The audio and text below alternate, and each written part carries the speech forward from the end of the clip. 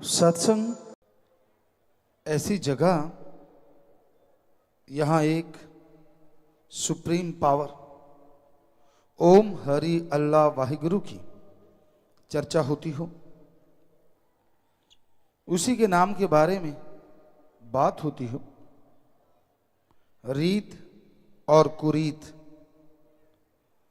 समझाई जाए, आत्मा को परमात्मा से मिलाया जाए, जीते जी गम दुख दर्द चिंता परेशानी बीमारियां और मरणोपरंत आवागमन का चक्कर मुकाया जाए, इसी का नाम सच्चा सत्संग होता है। संतों के पास कोई जादू टोना नहीं होता, हम कोई जादूगर नहीं, ना कोई भगवान। वो ओम हरि अल्लाह वाहिगुरु राम गॉड खुदा रब सबके अंदर बैठा है। अगर आपको हम में नजर आ रहा है तो हमें आप सब में नजर आ रहा है। वो कण कण में है, जर्रे जर्रे में है, कोई जगह उससे खाली नहीं। भगवान को इस बात से लेना देना नहीं है आप कर्म अच्छे कर रहे हो या बुरे कर रहे हो, वो तो अंदर था, अंदर है और अंदर रहेगा।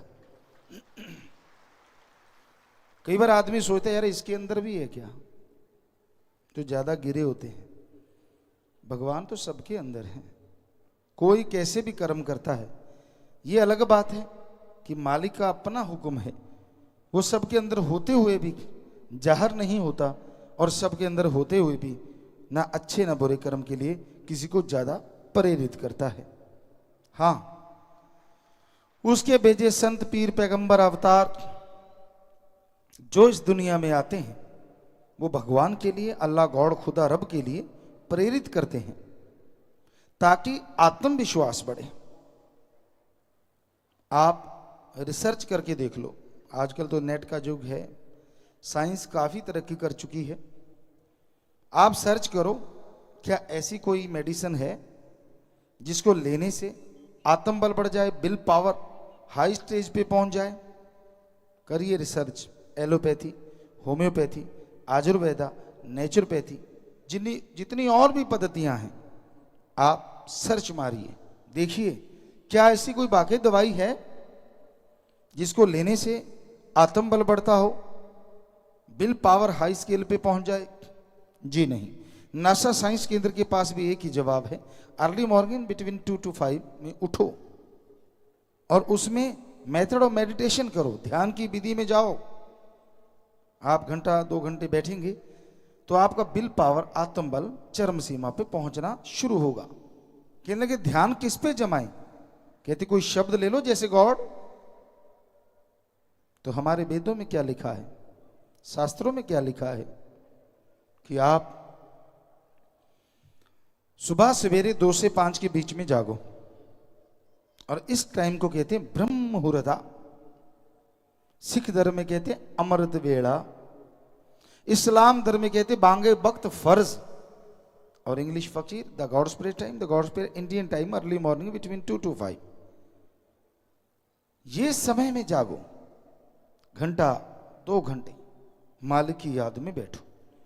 अगर बाकी आप आत्मविश्वास में बुलंदी हासिल करना चाहते हैं तो इतना समय आप बैठो और मालिक की भक्ति करो, तो आपका आत्मबल बाहर से नहीं आपके अंदर से जागेगा। और आत्मबल बढ़ने से आज जो डॉक्टर कहते हैं कि आदमी का दिमाग 10-15% काम करता है, वो डबल या 3 गुना काम करना शुरू कर सकता है। और कोई तरीका नहीं, कोई रास्ता नहीं। आत्मबल से क्या होगा, थोड़े से आपको उदाहरण देना चाहेंगे। एक मरीज, चाहे वो छोटी बीमारी है, ज्यादा बड़ी नहीं, मेजर नहीं, लेकिन बीमारी बड़ी है, और वो ये सोच लेता है कि मैं मरूंगा ही मरूंगा, नहीं बच सकता। यहां डॉक्टर बहुत सारे बैठे हैं, तो उनसे पूछ के देख लीजिए, खास करके सत्संगियों से, कि ऐसे मरीज पे सबसे बढ़िया दवाई भी दी जाए, उसका असर भी 20-25% हो सकता है, इससे भी कम रह जाए।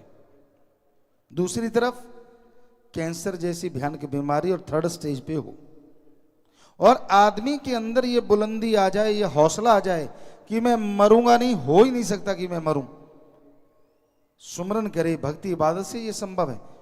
और फिर दवाई 10% वाली भी 100% काम कर जाती है।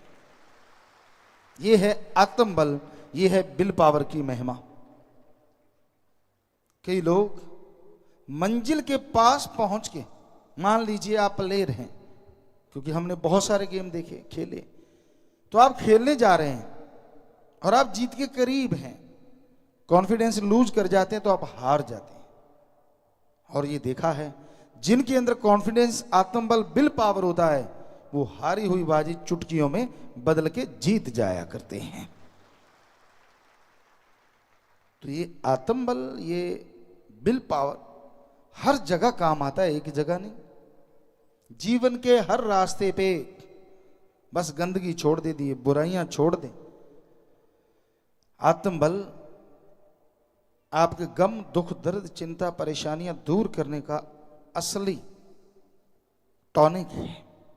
और ये आत्मबल, हैरानी ये है, ये कहीं से लाना नहीं पड़ता, ये आपके अंदर है ना हैरानी की बात। कोई चीज आपके अंदर हो और आप फिर भी कंगाल हो, ये कैसे हो सकता है? आपके घर में हीरे दबे हों और आपको मालूम ही ना हो तो हो गया, सारी उम्र में मर जाओगे। हीरे दबे हैं तो दबे हैं, पर कोई जानकार आके बता दे, अरे क्यों दिहाड़ी कर रहे हो, फलां कमरे में इतने फुट में फलां जगह, फलां जाओ, फलां अलमारी खोलो, फलां जगह दबे हैं, उसको उखाड़ो, हीरे निकालोगे। दिहाड़ी तो क्या, गाड़ियों पे, जहाजों पे उड़ते फिरोगे। तो इसी तरह संत, पीर, फकीर ये बताते हैं, आत्मबल, विल पावर बाहर नहीं है, वो आपके अंदर है। तो आप जो बात बात पे टेंशन लेते हैं, बात बात पे मरने की बात करते हैं, अगर वो आत्मबल हासिल कर लें तो जिंदगी में पुण्य बाहर छा जाएगी और खुशियों से आप माला माल हो जाएंगे। संतों को कैसे पता होता है कि आत्मबल आपके अंदर है? इसका भी उसी उदाहरण से तालमेल जोड़ है। जैसे आपके घर में हीरे दबे हैं, कैसे दबे कि पुराने बुजुर्ग, आपके दादा, बाप, कोई भी जिसके पास वो हीरे थे, उसने कहीं दबा दिए, पर उसका एक जिगरी दोस्त, सिर्फ उसको मालूम था हीरे कहां दबाए हैं, या वो सोना चांदी रुपए पैसे कहां दबाए हैं, और किसी को मालूम नहीं। तो वो आपके पिताजी गुजर गए, उन्होंने सोचा कि जाते टाइम बताऊंगा, लेकिन जुबान बंद हो गई, दिमाग काम छोड़ गया, अचानक मौत हो गई या हार्ट अटैक हो गया, नहीं बता पाए। आप मजदूरी करते रहे। अचानक एक दिन वो दोस्त आपके पिता का आपके घर आता है, वो हैरान हो जाता है, आप मजदूरी कर रहे हो? कहते जी और कौन सा पिताजी, यहाँ धन दौलत छोड़ के गए। अरे अरे, उनके पास तो बहुत हीरे जवाहरात थे।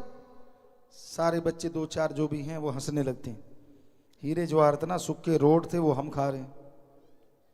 कहता नहीं नहीं नहीं नहीं, उठाओ फाफड़े, उठाओ कुल्हाड़ी, गेंती वगैरह उठाओ, उठाओ, फला जगह चलते हैं। चलो खेत में चले गए, खोदो यहां से, वहां से, यहां से, 2-3 जगह बता दी, खोदने लगे और एक जगह से वो हीरे जवाहरात मिल गए। खोदते खोदते 2-4 दिन में तो वो माला माल हो गए।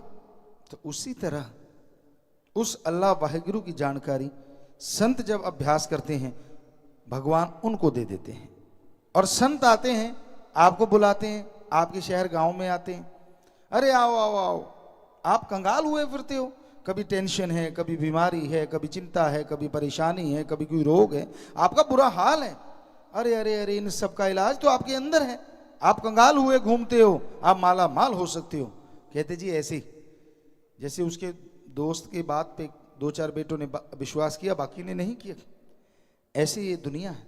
संतों की बात पे कई यकीन करते हैं, कई नहीं करते, कई कहते हैं यार जब कह रहा है तो करके देख लेते हैं, तो कई मान लेते हैं।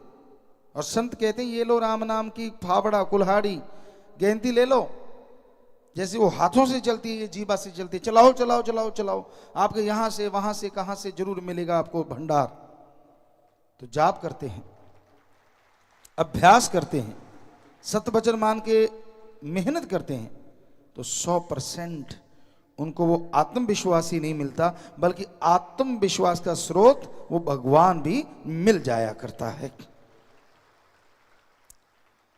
अब जो अमल नहीं करते उसकी भी कई वजह है। आज समाज में पाखंडवाद का बहुत बोलबाला है, ठगी, बेईमानी, संत पीर फकीर की आड़ में बिजनेस, सौदा, सौ कुछ समाज में चला हुआ है, आप लोग जानते हैं। लोगों को भ्रष्ट कहना, खुद साफ सुथरे होना जरूरी है, दूसरों को भ्रष्ट फिर कहो। तो यही वजह है कि समाज किसी के पीछे लगने को तैयार नहीं है, क्योंकि खुद जो इतना कुछ करता है वो दूसरों का क्या संवारेगा। तो लोग सोचते हैं यार संत तो कोई है ही नहीं। ये आपको गारंटी देते हैं, जब से दुनिया साजी है और जब तक दुनिया है, संत था, है और रहेगा। ये गारंटेड है, गारंटेड। सच्चा संत पीर फकीर तो कोई सत्संग सुने, सच्चा संत सबके लिए दुआ करता है, बददुआ नहीं करता। उनको गालियां दे, उनको कोई बुरा बोले, संत का काम ही नहीं है ऐसा कुछ कहना। किसी से कोई पैसा नहीं, वो बताता है कि दीन दुखियों की मदद करो, और कोई उस रास्ते पे चल के दीन दुखियों की मदद करता है, बीमारों का इलाज करवाओ, भूखों को खाना खिलाओ, प्यासों को पानी पिलाओ, कोई भी ऐसा काम जो समाज भलाई का है, उस पे तन मन धन से इंसान जोर लगाता है, ये भी गारंटी है उसके बदले में वो माला माल जरूर होगा। पर कोई वचन माने तो, जब तक वचन नहीं मानते मालिक की कृपा पात्र नहीं बना जा सकता। तो वचन तो मानना पड़ेगा, और कोई टॉनिक नहीं है जो घोल के पानी में आपको चढ़ा दे। मन मर्जी ना चलो, कहीं तो मन को बरजो। संत पीर फकीर गुरु ने चलो कैसे भी आदमी की बात मान ली, एक इच्छा पूरी कर दी, फिर उसकी इच्छाओं का मक्कड़ जाल, ये नहीं मेरे को, वो नहीं, फला फला नहीं फला, और आखिर में नरक 100%। और कोई तरीका नहीं है। कहीं तो मानो, कहीं तो मन से लड़ो, कहीं तो रोको मन जालिम को कि भाई कहीं तो संतों की बात मान लें, बहुत मनमता चल रही है। नहीं मानना तो जाओ नरकों में भाई। संत कोई बद्दुआ नहीं देते, आपके कर्मों का फल है। संत ये भी गुस्से नहीं होते कि मेरी बात क्यों नहीं मानता। संतों की कोई बात होती ही नहीं, वो बात कहते हैं जो भगवान जी इशारा करते हैं। जैसी में आवा खसम की बाणी, तैसड़ा करी ज्ञान भी ला लो। संतों का तो कोई लेना देना ही नहीं होता। हम तो खाकसार चौकीदार सेवादार हैं भाई, फकीर हैं आपके, कोई ऐसा नहीं है। हमारा फर्ज है जैसा मालिक बुलवाएगा 100%। अभी तक बिजी थे, कुछ चिट्ठियां पढ़ रहे थे, ये कर लिया वो कर लिया, और कोई सोचा नहीं वहां जाके क्या बोलना है। ये आपकी भावनाएं इधर आ रही हैं, इधर से उधर जा रही हैं, राम जाने क्या करवाता है।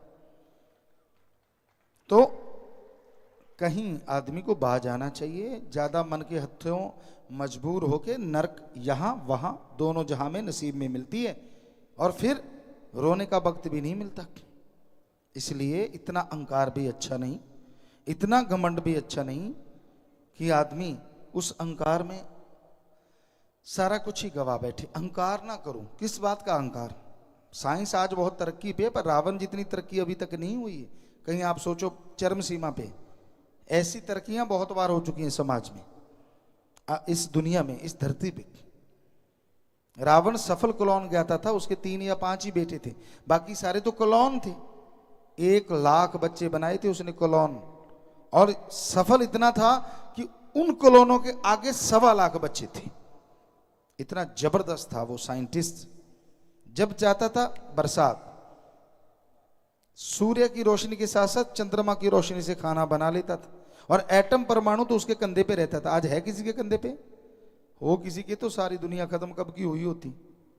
सोच के देखो, जिन देशों के पास है वो ही फूले नहीं समाते, दूसरों को पैर की जुत्ती समझ रहे हैं। और सुनो और सोचो, अगर आदमी के कंधे पे लटक रहा होता तो आदमी क्या करता? मानता है कि नहीं छोड़ूं? कर देता कबाड़ा। शुक्र है इतनी तरक्की नहीं हुई, पर रावण के पास ये था।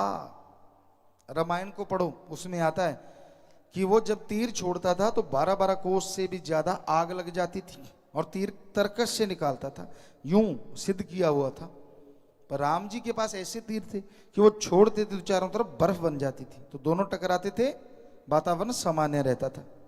हमें लगता नहीं कि परमाणु एटम की अभी तक कोई तोड़ मिली होगी, हो सकता है मिल गई हो, लेकिन तब थी, सब कुछ था। देखिए कितनी, और जहाज वगैरह सब थे, उनको बात अलग है, उड़न खटोला या अलग अलग नाम दिए जाते थे, लेकिन सब कुछ था। तो कहीं आप ऐसे सोचो, कम्युनिकेशन तो जबरदस्त था उनका। ये लैपटॉप आपके और जो नेट है वो सब था तब भी। वो कहाँ से बैठे बैठे पल में दूसरों से बात करके सारी बात समझा देते थे। इतना रावण के पास तंत्र मंत्र सारा डंगा था विज्ञान का। तो इतने इतराओ ना, जब उसकी चरम सीमा से आगे विज्ञान गई तो सब कुछ खात्मा हो गया। तो भाई हम विज्ञान के विरुद्ध नहीं है, विज्ञान तरक्की करे पर मानवता भलाई के लिए, सृष्टि के फायदे के लिए, तो कोई डर नहीं। और जब खात्मे की तरफ तरक्की करेगी तो डर ही डर है। तो वहीं पे फिर आते हैं कि आदमी को अहंकार नहीं करना चाहिए, कहीं बाज आना चाहिए, वरना अहंकार को ऐसी मार पड़ती है, वो तो क्या उसकी पुश्तें तक बुरा हाल हो जाता है, झेलती हैं उन चीजों को। तो इंसान को बताना संतों का काम होता है, सत्संग में आना आपका काम, बताना फकीर का काम, और अमल करना आपका काम। सुन के अमल कर लोगे। क्या अमल करना है? राम का नाम सुबह शाम, कम से कम आधा घंटा सुबह, आधा घंटा शाम, या घंटा सुबह शाम जरूर जाप किया करो। व्यवहार के सच्चे बनो, ठगी बेईमानी चोरी क्या कर लोगे?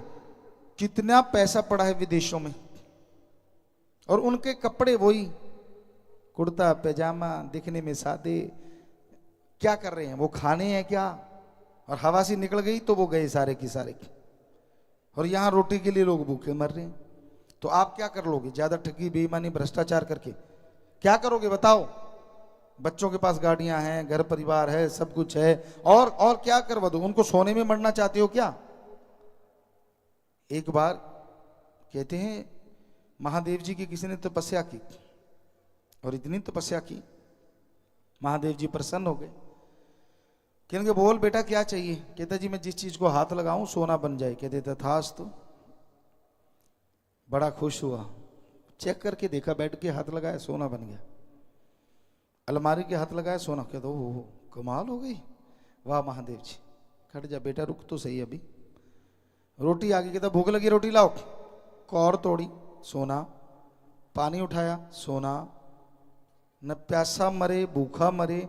बेटी को हाथ लगा, बेटी सोना, सोने की मूर्ति बन के खड़ी होगी।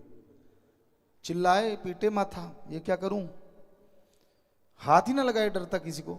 दूर हो जो, दूर हो जो, दूर हो जो, दूर हो जो। लगा बना सोना, बनाता नहीं। फिर पीटा, पछताया, फिर भक्ति इबादत की। फिर महादेव जी प्रकट हुए, कहता जी जरूरत ही नहीं, जैसा था मैं तो तेरा ही भक्त काफी हूं। तो आज ऐसे लगे हुए हैं लोग, बेटी भी बन जाए सोने की, बेटा भी बन जाए सोने का, और खुद का बोल गया पटाखा। डॉक्टर कहते हार्ट अटैक हो गया। वही 4 लकड़ियां मिलेंगी, सारे कपड़े उतार लिए जाएंगे, सस्ता सा लट्ठा पहना देंगे, और वो सारा पैसा जो तू 2 नंबर का छुपा छुपा के रखता गया खू खाते में, क्योंकि नंबर तो तेरे पास है, दिमाग में फिट है। सो भाई किस लिए पागल बने हुए हो? किस लिए? जरूरत के लिए चाहिए। हम नहीं कहते कमाओ ना, बनाओ जितना मर्जी, लेकिन पागल ना बनो। जीने के लिए कमाओ, कमाने के लिए अगर जीने लग गए तो रोबोट बन जाओगे, मशीन बन जाओगे, और जिंदगी दुखों से लवरेज हो जाएगी। आप पछताओगे, पछताने का टाइम नहीं मिलेगा। किसी का हक मार के ना खाओ, ठगी बेईमानी भ्रष्टाचार से।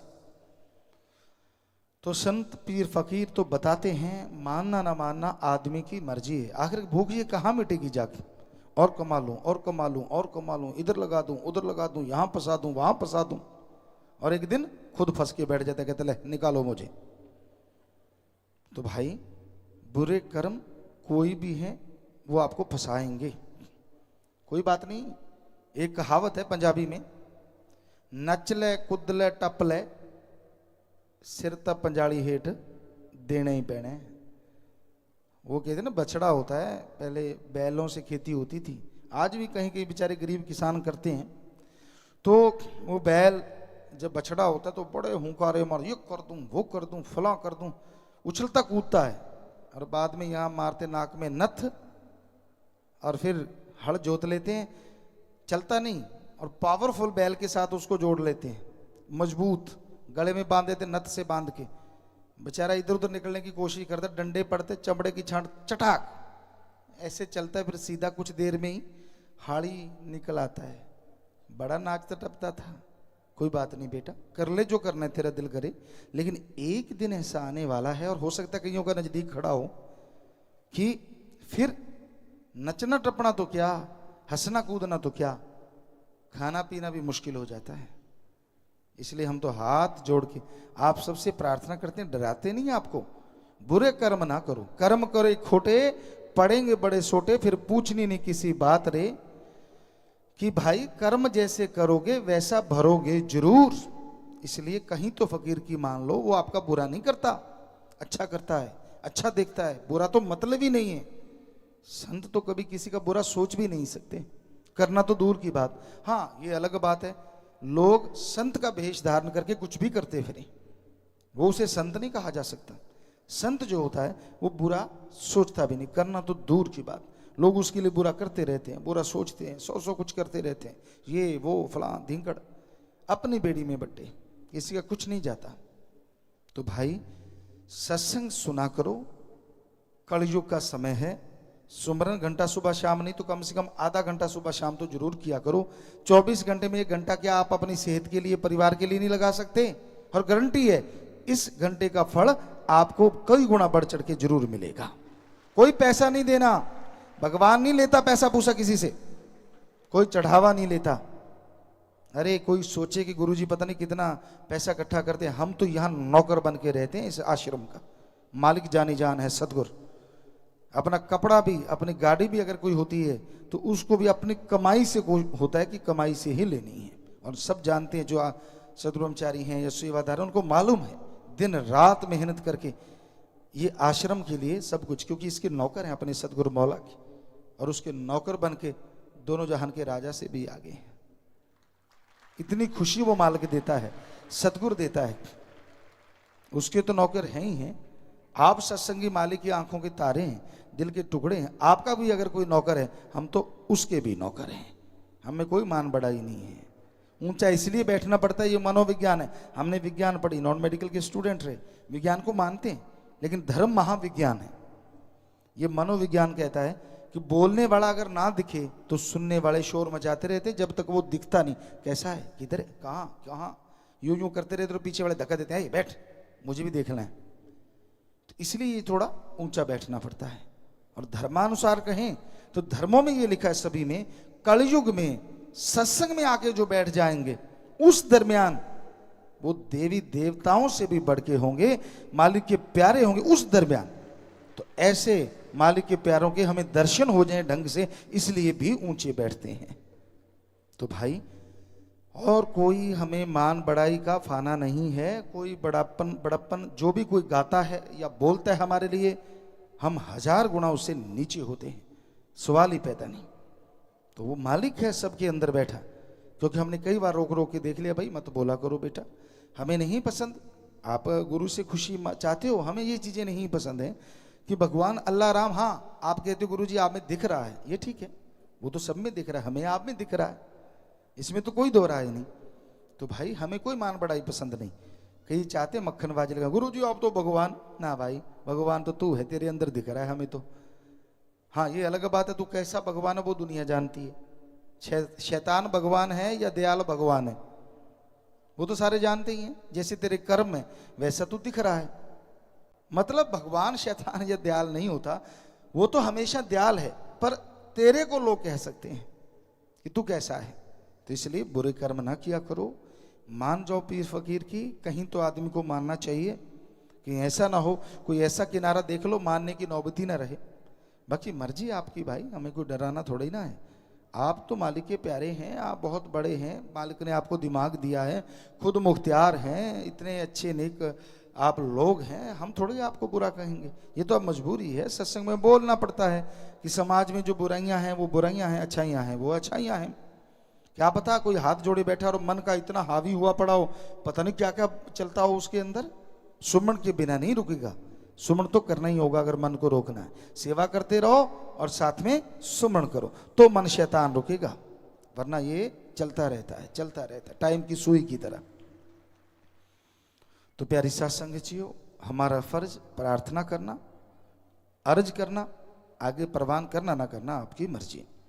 पुराने समय में लोग कहते हैं जी कई बड़ा दर्द होता है, हमें बड़ा दुख लगता है, अपने आप को बुद्धिजीवी बनते हैं, बड़े आलम फाजिल बनते हैं और ये कहते हैं कि नहीं जी इतिहास में लिखा है, इतिहास में ये लिखा है, ये पवित्र रामायण है, पवित्र कुरान शरीफ है, पवित्र गुरुबाणी श्री गुरु ग्रंथ साहब हैं जो संतों ने लिख दिए, या पवित्र वेद हैं, ये तो जी काल्पनिक चीजें हैं। ऐसे ही मतलब उनमें जो लिखा हुआ है, जैसे महाभारत हो गई, रामायण हो गई, उनको काल्पनिक बताते हैं, इतिहास को सही बताते हैं। एक सज्जन ने हमें से भी ये बात करी कि जी इतिहास तो बिल्कुल ठीक है, बाकी ये महाभारत, ये रामायण जो पवित्र ग्रंथ हैं वो तो पवित्र भी नहीं बोलते, पर हमारी जुबानी ऐसी, हम तो पवित्र के बिना बात नहीं करते, कि ये जो पवित्र ग्रंथ हैं ये तो काल्पनिक कहानियां हैं। हमने कहा कैसे कैसे, किसने देखी ये चीजें? तो हमने कहा आपका जो इतिहास बोलता है वो किसने देखा आज वाले ने? कहते वो तो लिखा है। किसने लिखा है? कहते जी विद्वान पढ़े लिखे ने लिखा है। हमने कहा उनके बाल बच्चे होते होंगे? कहते हाँ, जिन्होंने इतिहास लिखा है उनके बाल बच्चे परिवार भी थे। हमने कहा सुनो, थे तो वो आदमी? कहते हाँ। तो जिन्होंने हमारे पवित्र ग्रंथ जितने भी हैं, चलो महाभारत ले लीजिए या रामायण ले लीजिए, जिन्होंने वो लिखे हैं उन्होंने सारी दुनिया त्याग के लिखे हैं, तो उनको झूठ बोलने में किस चीज का लालच था? इतिहास भी आदमी ने लिखा और ये भी आदमी ने, वो आदमी बाल बच्चों के लिए जीता था, और जिन्होंने हमारे पवित्र ग्रंथ लिखे हैं वो समाज के लिए जीते थे। आप बड़े झूठे हो सकते, हमारे बड़े झूठे नहीं हो सकते। हम चैलेंज करते, जो मर्जी साइंटिस्ट आ जाए हमसे बहस करके दिखा दे कि भाई हाँ हमारे धर्म झूठे हैं, सवाल ही पैदा नहीं होता। यहां से 1.5 किलोमीटर चले जाओ, महाभारत के निशान मिल जाएंगे। ये बारनावत यहीं पास में ही है। तो ये गलत बात है और हैरानी होती है, चंद किताबें पढ़ के अपने आप को महापुरुष समझने लग जाते हैं, साइंटिस्ट समझने लग जाते हैं, और साइंस की ABCD नहीं आती। धर्मों ने बहुत चीजें पहले बताई हैं, कुछ एक बातें। अब धर्मों में, पवित्र वेदों में यह लिखा हुआ है कि सोना सबसे पहले यहां से मिला, हीरे जवाहरात मोती सबसे पहले जो मिले वो समुद्र की तलहटी से मिले, यानी समुद्र के बिल्कुल नीचे से मिले। आपको सुन के क्या लगा? छोटी सी बात लगी? नहीं, बहुत बड़ी बात है। इसका मतलब उस समय भी लोग समुद्र के नीचे जाके सोना निकाल लाते थे। कैसे? या तो पनडुब्बियां होंगी या ऑक्सीजन सिलेंडर होंगे। तो ये आपकी साइंस तो आज बनी है, उनके पास तो पहले ही था सारा सामान। तभी तो उनको पता चला कि समुद्र की तलहटी में सोना है। आज देख लीजिए आप, समुद्र से सोना निकालते हैं विदेशों में, वैक्यूम लगा लेते हैं और ऊपर मशीनें लगी होती हैं, वैक्यूम से वो सारा नीचे से समुद्र से निकलता है और वो छनता है, और जो उसका एक प्रोसीजर है, तो उस तरीके से वो गोल्ड लोग प्राप्त कर रहे हैं, सोना निकाल रहे हैं, मोती मिलते हैं, सब कुछ है। तो हमारे पवित्र ग्रंथ जो हैं वो सच्चे थे, सारे धर्मों के सच थे, सच हैं और सच ही रहेंगे। ईर्ष्या, दुई, द्वेष, नफरत जब इंसान के दिलो दिमाग में आ जाती है ना, वो गिल्ली लकड़ी के मानिंद जलता रहता है, जलता रहता है। उसे दीन दुनिया कुछ अच्छी नहीं लगती, आसपास वाले को भी लकड़ी के धुएं की तरह वो भी मुश्किल हो जाती है। फिर मान बढ़ाई का चक्कर, मुझे वाह वाह क्यों नहीं, उसको वाह वाह क्यों।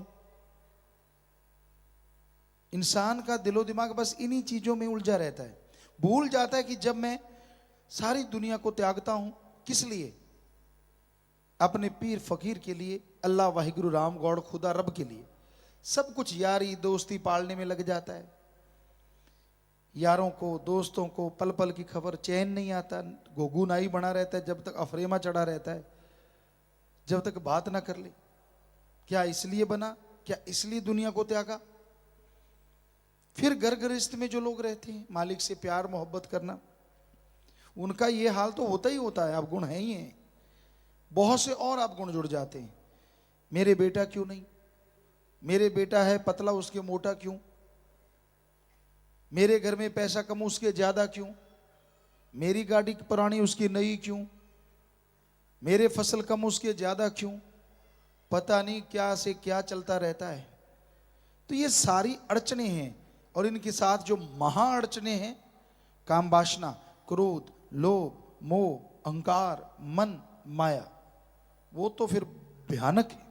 तो ये सारी मिलके, चाहे कोई त्यागी चाहे कोई घर गृहस्थ वाला, सबको मालिक के प्यार से रोकती हैं। ये रुकावटें बन जाती हैं, ये पहाड़ बन जाती हैं, और आदमी डगमगाने लगता है, आदमी का दिलो दिमाग खराब होने लगता है, वो अपने इखलाक से गिरना शुरू कर देता है। तो भाई ये सब अड़चने तभी दूर होंगी जब आप लगातार सुमरन करोगे, लगातार भक्ति करोगे। भक्ति अगर आप नहीं करते तो ये अड़चने बहुत ही भयानक है। किया गया सुमरन इन्हीं से टकरा टकरा के चकनाचूर होता रहता है। मतलब सुमरन तो आप करते हैं, उसका फल तो मिलना है, लेकिन साथ में काम वासना, क्रोध, लोभ, मोह, अहंकार, मन, माया, निंदा, चुगली, ईर्ष्या, द्वेष, ये सारा भी करते रहते हैं। तो किया गया सुमरन इन्हीं से आपको बचाने में खत्म हो जाता है। आप बचे तो रहते हैं। कई बार आदमी सोचते हैं यार मैं ये बुरे कर्म करता हूं, ऐसे करता हूं, फिर भी मैं ठीक ठाक हूं। वो ठीक ठाक किया गया सुमरन ही बचाता है। और अगर आप ये बुरे कर्म ना करते तो वो सुमरन का फल आपको इतनी खुशियां देता, आपकी कुलों को इतनी खुशियां देता कि आपने कभी सपने में भी नहीं सोचा होगा। पर आपकी मूर्खता की वजह से, मन और मनमते लोगों के उकसाव की वजह से, आप अपना किया गया थोड़ा बहुत सुमन या सत्संग का जो फल मिलता है, वो अपनी तरफ आने वाले काम वासना, क्रोध, लोभ, मोह, अहंकार, मन, माया, ईर्ष्या, द्वेष, दुई, नफरत रूपी पहाड़ों को बचाने में ही खत्म कर लेते हैं।